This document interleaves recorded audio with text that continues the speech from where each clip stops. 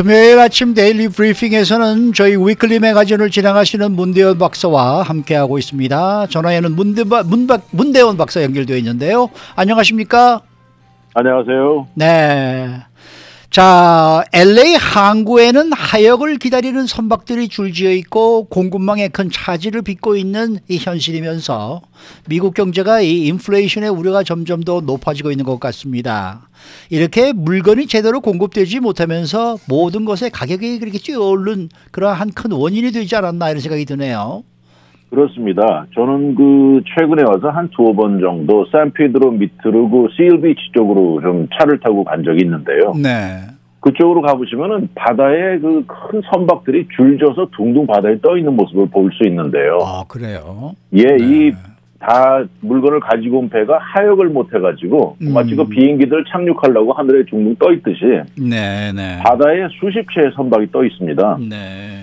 그런 상황인데 지금 중국에서 게임을 수입하는 존이라는 사업가 예가 하나 나와 있는데요. 네. 이분은 바로 다이스 마이너라는 이런 게임을 가지고 성공한 사람인데 네. 이것을 중국에서 수입을 해오는데 요새 너무나 어렵다고 합니다. 어허. 이분은 미네소타주의 들루스에 베이스를 둔 아틀라스 게임즈라는 회사의 창업자인데 지난 12월에 컨테이너 사이즈 있지 않습니까? 한 40피트 정도 되는데 거기에 게임을 꽉 채우고 12월에 샹하이를 떠나서 한 6주 정도면 배달될 것이라 이렇게 해서 이제 했는데 6주가 아니고 6개월이 걸려서 도착한 것입니다. 아이고. 그런데 이런 것이 요새 주로 듣는 상황이고요. 이렇게 공급망이 이 항구에서 완전히 병목 현상을 빚고 있으면서 물건은 없지요. 이 가격은 올라가죠. 이러면서 인플레이션의 우려를 낳고 있는 현실인데요. 네네.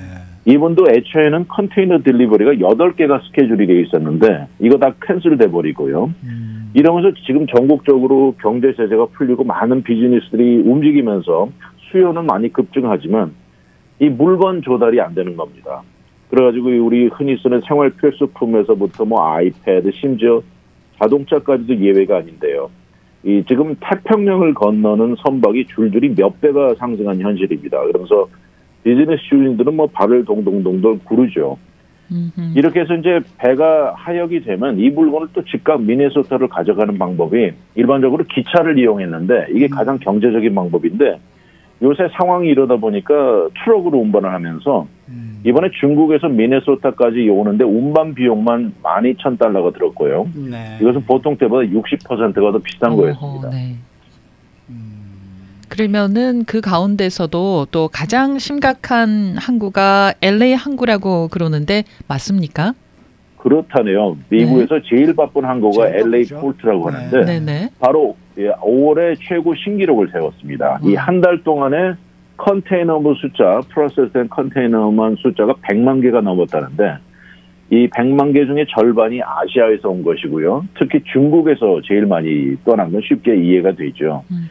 그러면서 이 항구의 이제 간부는 얘기를 하는데 우리는 이 수출하는 분과 수입하는 자의 모두의 고충을 잘 안다 그러면서 이 지난 29시 넘는 유닛으로 재는데 5월 한 달 동안에 101만 2,480개 유닛을 소화해놨다고 하면서 이것은 작년에 비해서 74%가 증가한 것이고 역사적인 기록입니다. 그러면서 이 모든 사람들에게 감사합니다 하면서 항구에 종사하는 모든 사람들, 트럭 운전사들, 터미널 운영진, 선박 멤버들 이러면서 너무너무 감사하고 고생을 많이 하는데 이 LA 항구가 진짜 미국에서 최고 수준인 게 이 볼륨에서도 넘버원이지만 이 카고를 통해서 들어온 돈의 가치도 2020년에 비해서 74%가 오르면서 액수가 2,590억이라고 합니다.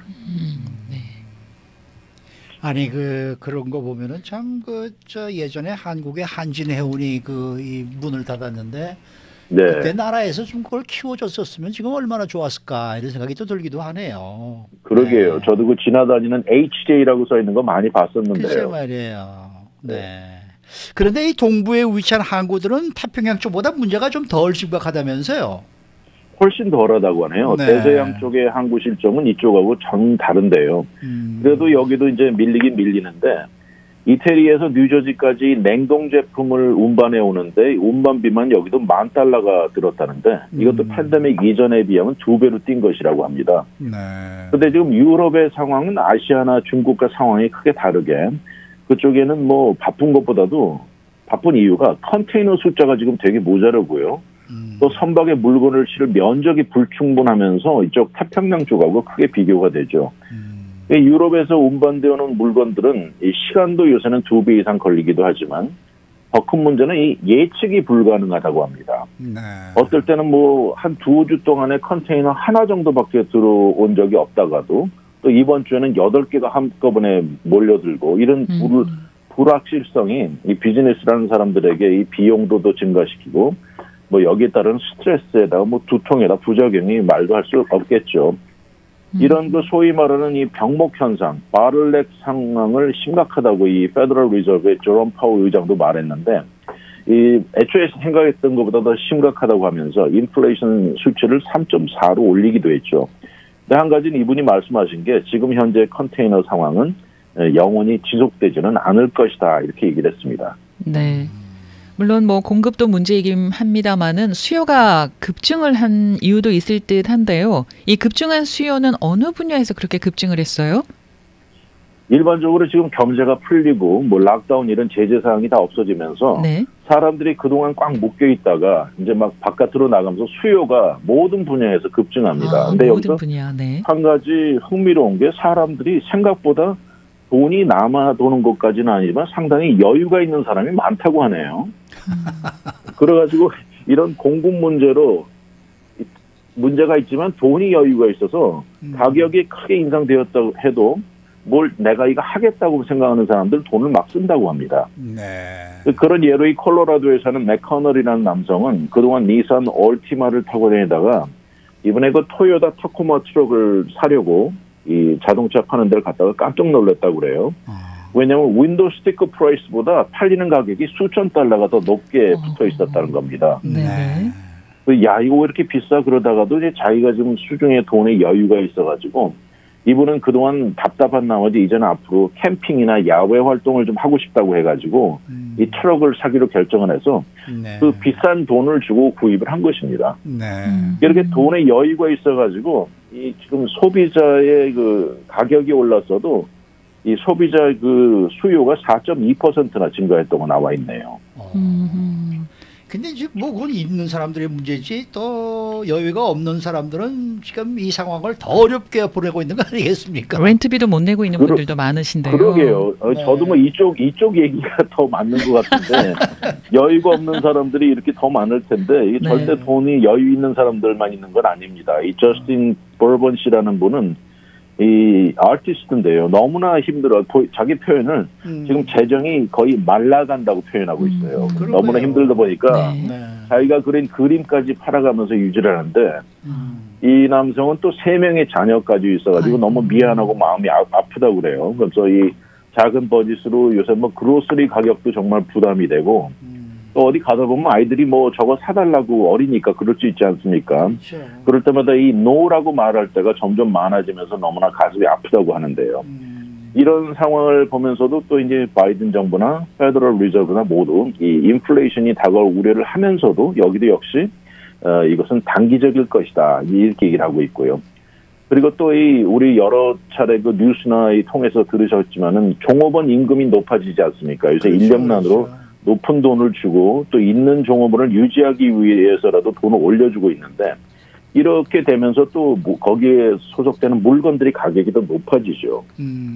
칩보틀레도 뭐 최근에 메뉴 가격을 4% 인상한다고 이렇게 발표하지도 않았습니까? 네. 그 왜 팬데믹 기간 동안에 그 구매 소비가 억눌려 있었잖아요. 그래서 네. 여기에 반발한 보복성 구매가 커지면서 지금은 이제 많이 구매를 하고 또 수요가 늘어나고 있는데 그렇지만 시간이 지나면은 사람들이 돈 쓰는 습관 코로나 팬데믹 이전으로 돌아갈 거다 이런 예상도 있어요.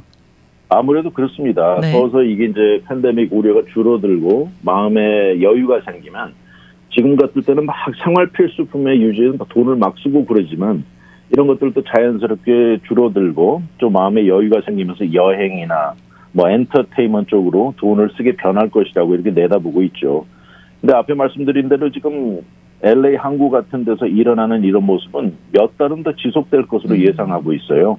왜냐하면 앞으로 조금만 있으면 또 백투스쿨 그 세일이 다가오지 않습니까? 그렇죠.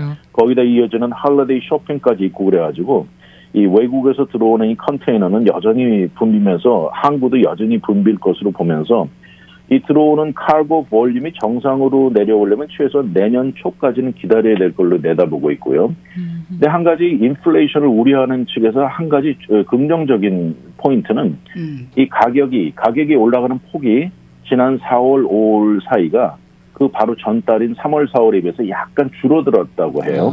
그래서 인플레이션의 우려가 약간 다소 감소하는 것이 아닌가 이제 이렇게 내다보는데 앞에 말씀드린 이 미술가 저스틴 씨는 오랜만에 박신을 맞고 친구들을 만났다고 합니다. 옛날에 학창 시절에 다른 그 아티스트들을 만나서 오랜만에 허그를 하고 아주 즐거운 시간을 가졌다고 하면서 이 사람 표현이 참 멋있습니다.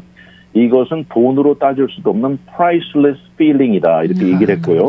또 더 재밌는 게 이것은 절대 소비자 물가지수 CPI 인덱스에 나타나지 않는 것이다 이렇게 얘기했네요. 네.